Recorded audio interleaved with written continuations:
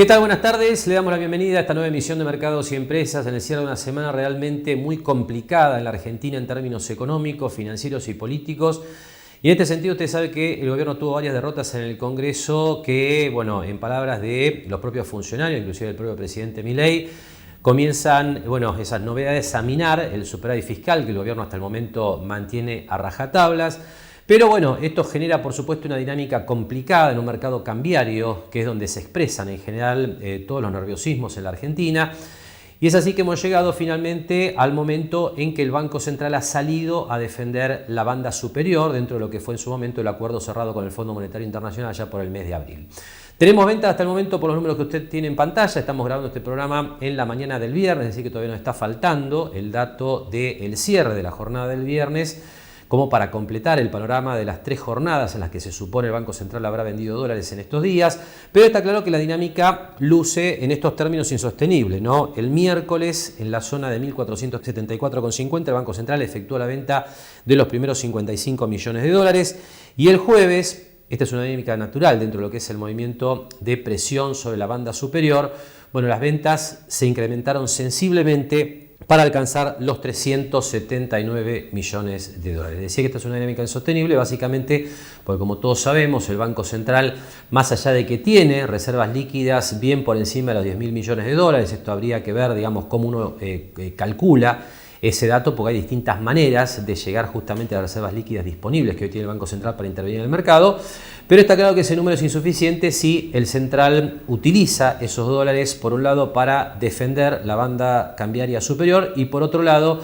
si el gobierno, si el Tesoro y el propio Banco Central, para cumplir con los pagos de deuda que surgieron de la emisión de los bopreales que se emitieron allá por el arranque del año 2024, los dólares serían los mismos, con lo cual obviamente se genera, al mismo tiempo que uno defiende la banda, serias dudas, le diría, sobre cómo va a hacer frente el Banco Central y el Gobierno Nacional a los compromisos de deuda pública en los próximos meses. Una dinámica complicada, le decía, insostenible, sobre todo teniendo en cuenta que nos separan mucho más de 20 jornadas hasta las elecciones del 26 de octubre, donde se supone que en caso de que el Gobierno Nacional tenga una elección satisfactoria, parte de estas complicaciones podrían comenzar a descomprimirse. Pero ese día está todavía muy lejos y a un ritmo de 380 millones de dólares, y con la posibilidad de acelerarse, por supuesto, esto plantea interrogantes importantes acerca de cómo sigue la política cambiaria del gobierno, porque, naturalmente una de las opciones es dejar de defender esa banda superior cambiaria y dejar que el dólar se acomode en esta coyuntura donde deba hacerlo. Una coyuntura realmente difícil en este sentido,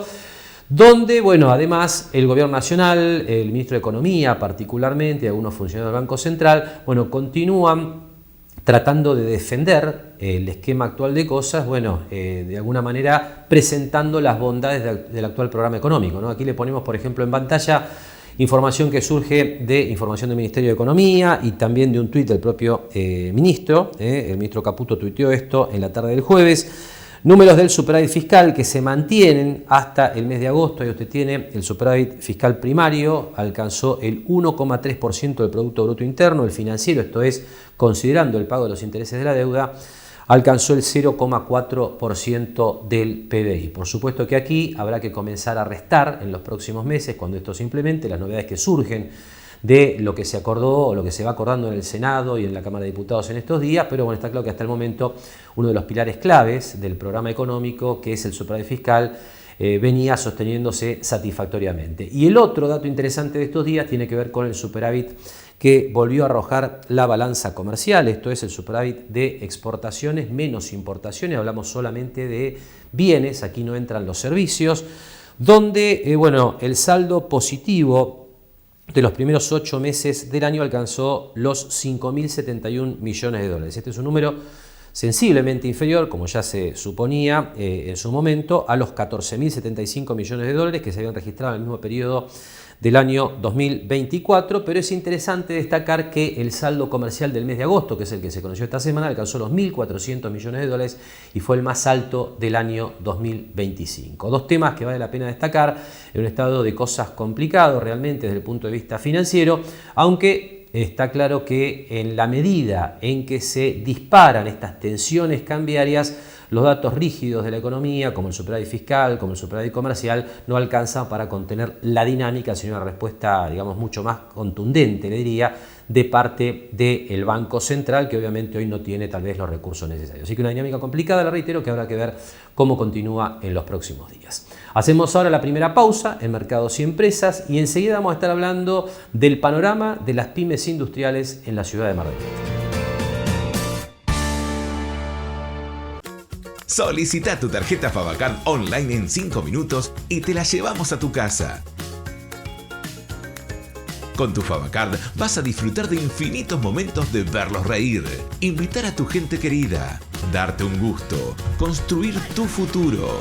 Ingresá a tarjeta-mediofavacard.com.ar y obtené descuentos y cuotas sin interés para disfrutar más. ¿Sabías que puedes descargar y pagar tus facturas o hacer reclamos técnicos a través de DEA WhatsApp? Escribinos al 223-634-3332. Elegí la opción que estás buscando y realiza todos tus trámites desde tu celular de manera fácil y rápida. Agendanos 223-634-3332. EDEA. Somos energía que transforma.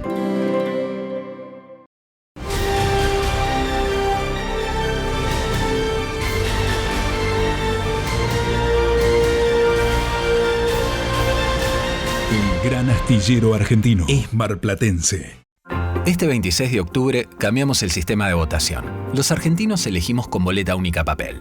Y votar con BUP es tan simple como seleccionar una opción para pedir comida, marcar la respuesta correcta en un examen o elegir tu serie favorita. Sí, una sola boleta, todos los partidos. Elegís, marcás y votás. Más simple para votar, más libre para elegir. BUP, boleta única papel. ¿Sabías que existe un programa para apoyar los emprendimientos liderados por mujeres? Asesoramiento, capacitaciones y asistencia técnica son algunas de las herramientas que te esperan para que arranques tu proyecto. Te esperamos. Lo esperamos en Mar del Plata Bursátil para asesorarlo en su mejor alternativa de inversión o financiación para su empresa o negocio. De lunes a viernes, de 10:30 a 17:30 horas, www.mdpbursátil.com.ar. Abrimos este nuevo tramo de Mercados y Empresas hablando del panorama de empleo en la Argentina. Y lo vamos a hacer en base a los números que publicó el INDEC en la tarde del jueves. Aquí los ponemos en pantalla, una síntesis, por supuesto, del informe del INDEC, donde le reflejamos los datos de empleo, desempleo y subempleo en el segundo trimestre de este año 2025 y el mismo dato en el segundo trimestre del año 2024 para realizar la comparación. El dato del segundo trimestre de 2024 es el que usted tiene entre paréntesis en cada caso. Como usted ve, el desempleo estuvo estable, 7,6% contra 7,6% de la población económicamente activa, aunque para tener un registro más acabado de lo que ocurrió con el empleo en el transcurso de este año, bueno, hay que comparar la tasa de empleo, que lo que mide es la proporción de la población total, en este caso no de la población económicamente activa, que estuvo empleada al cierre de cada periodo. Como usted ve, en el segundo trimestre del año 2024 el 44,8% de la población tenía una ocupación y ese número se reduce al 44,5% al cierre del segundo trimestre del año 2025, que este es el dato fresco que publicó el INDEC en estos días. Claramente ha habido una pérdida de puestos de trabajo que uno podría estimar si extiende esta muestra que toma el INDEC a toda la población por encima de los 100.000 puestos de trabajo. Cambiamos de tema, vamos a hablar del panorama de las pymes industriales de la ciudad de Mar del Plata y para esto compartimos la charla que manteníamos en la semana con Fernando Orengia, que es el presidente de la Unión Industrial en Mar del Plata. Bueno, la verdad que es un panorama bastante complicado.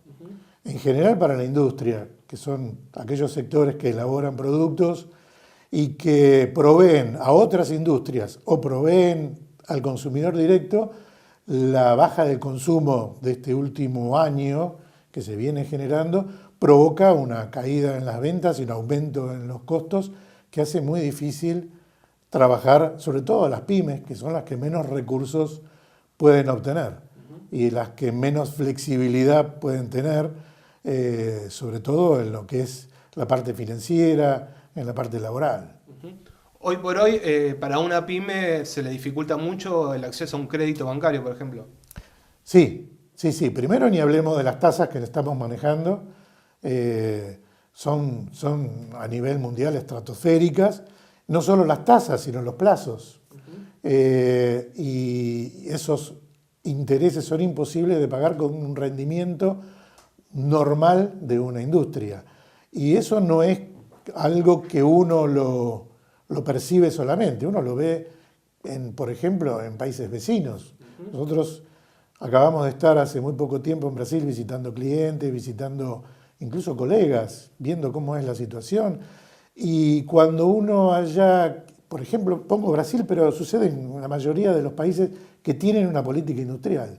Cuando uno requiere hacer una inversión, tanto en una máquina, en un proceso productivo o en empleados para un proceso nuevo, uno hace un plan de inversiones y ese plan de inversión lo financia generalmente con un crédito bancario. Esos créditos son normalmente a largo plazo y con bajas tasas de interés. Eso es lo que sucede en los países normales. Aquí tenemos altísimas tasas y plazos muy cortos.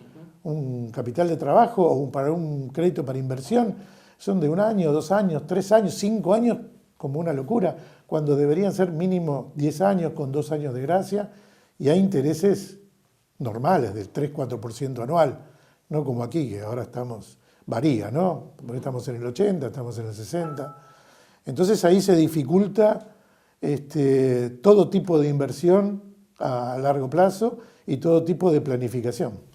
Eso es un elemento que cambió con respecto a lo que era al principio del año, que capaz que había más herramientas a la hora de acceder a este tipo de beneficios. Sí, incluso había tasas más razonables. Nunca llegamos a las tasas en las que pretenderíamos tener a nivel internacional. Pero bueno, los argentinos estamos acostumbrados a pagar tasas altas y sí, había. Pero también existe otro problema.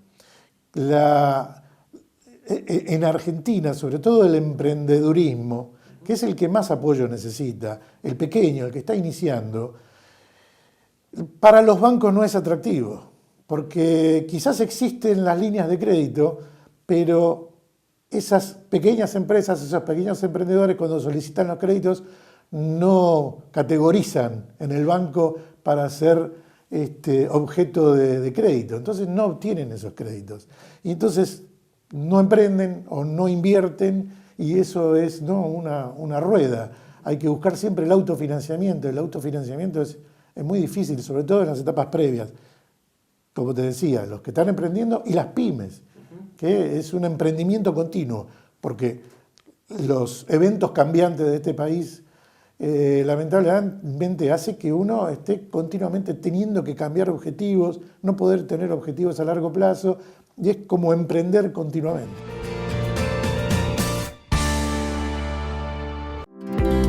¿Sabías que puedes descargar y pagar tus facturas o hacer reclamos técnicos a través de DEA WhatsApp? Escribinos al 223-634-3332. Elegí la opción que estás buscando y realiza todos tus trámites desde tu celular de manera fácil y rápida. Agendanos 223-634-3332. EDEA. Somos energía que transforma. Lo esperamos en Mar del Plata Bursátil para asesorarlo en su mejor alternativa de inversión o financiación para su empresa o negocio. De lunes a viernes, de 10:30 a 17:30 horas, www.mdpbursatil.com.ar.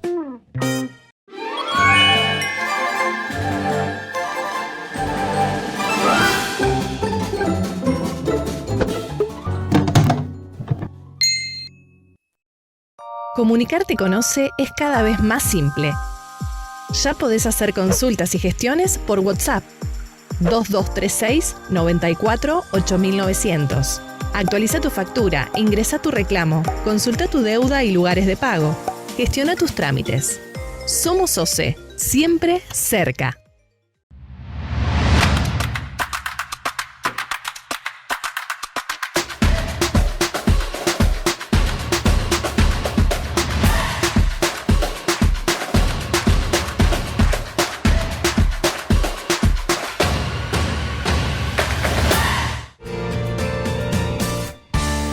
Pasamos en este tramo de mercados y empresas a ocuparnos estrictamente de lo ocurrido en una semana financiera realmente muy complicada en la Argentina, Complicaciones del mercado local que otra vez desentonan muy fuertemente con lo que ha ocurrido en el contexto internacional, donde la Reserva Federal de los Estados Unidos bajó la tasa de interés y esto generó una tendencia positiva en el resto de los mercados mundiales. Argentina, otra vez, esto había pasado ya por ejemplo la semana anterior, en este contexto positivo siguió sufriendo los componentes locales y vimos de esta manera caídas fuertes en bonos y acciones. Así que vamos a ver ahora cómo queda este balance de la semana. Otra semana negra entonces para bonos y acciones de la Argentina. Una sostenida caída que esta semana nos deja con retrocesos en promedio del 13% para los títulos públicos nacionales en dólares y para el índice Merval en dólares 9,56%, con lo cual la caída en promedio de las acciones medida por el índice Merval alcanza ya el 50% desde el arranque del año 2025. Realmente un año muy complicado para las acciones argentinas, a lo que se ha sumado el descenso de los títulos públicos en la última etapa.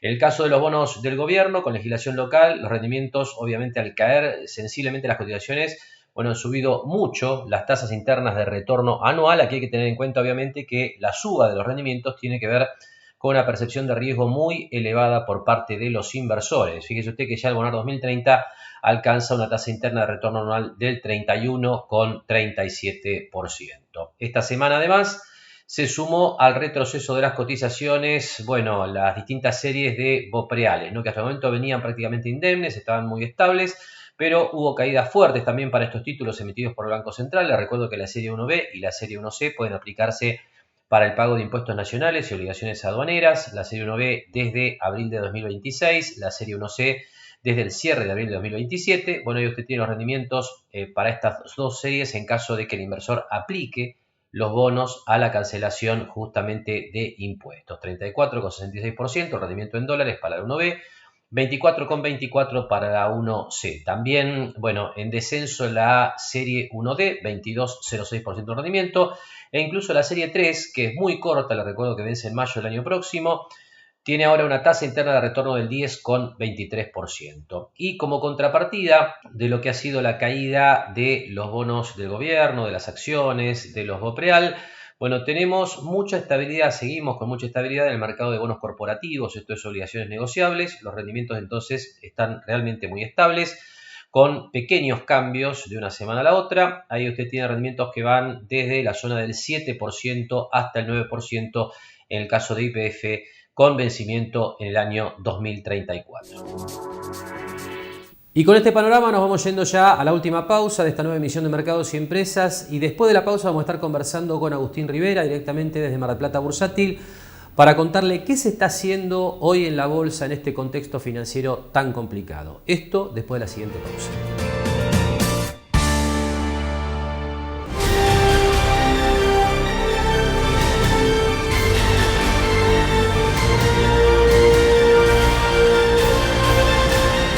Gran astillero argentino es marplatense.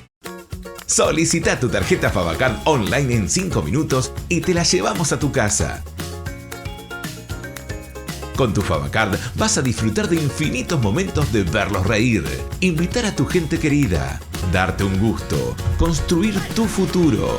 Ingresá a tarjeta-mediofavacard.com.ar y obtené descuentos y cuotas sin interés para disfrutar más.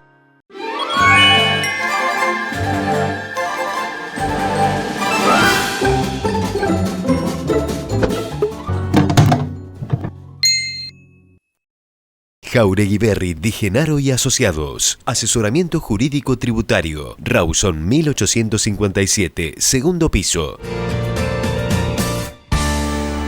Último tramo de Mercados y Empresas, y tiempo entonces ya de entrar en comunicación con Agustín Rivera, directamente desde Mar del Plata Bursátil, para hablar de lo que ha sido esta semana en la bolsa argentina y particularmente de lo que se hace en estos periodos tan complejos, ¿no?, en los mercados financieros. Así que, Agustín, te damos la bienvenida y queremos que nos cuentes, en principio, qué es lo que se está haciendo en estos días, qué es lo que están haciendo los clientes, básicamente, con su dinero en este contexto tan difícil. ¿Cómo estás, Marcelo? Buenos días. Sí, mira, lo que se está haciendo más que nada ahora, con lo que decís vos, con las bajas de los activos locales, es mucho refugiarse en obligaciones negociables, estos instrumentos conservadores de los que hablamos ya varias veces. Y también estamos operando mucho CDRs, más que nada aquellos que son ETFs o mismo activos de refugio, como lo puede ser el oro. El GLD, que es una novedad en el mercado argentino, se está operando mucho, la verdad. Y en ese mercado de obligaciones negociables, Agustín, ¿qué alternativas nos podés contar que hoy hay disponibles? Bien, la verdad que nosotros no salimos de empresas de primera línea. Esto lo mencionamos alguna que otra vez también. Más que nada YPF, Pampa y Vista, por ejemplo, son los máximos exponentes. Más tirando para YPF porque es la que más volumen tiene, se opera mucho YPF y es la que más opciones tiene también. Puedes operar de 3, 4, 5 hasta 10 años. Y como siempre decimos, se puede hacer una inversión en obligaciones negociables en dólares, tanto en dólares como en pesos, ¿no es cierto? Exactamente, puedes entrar con pesos, con dólares y desde $1 o su equivalente en pesos en adelante. ¿Y qué nos podés contar acerca de los rendimientos? ¿Qué se puede ganar en términos de rendimientos anuales en dólares con estas obligaciones negociables?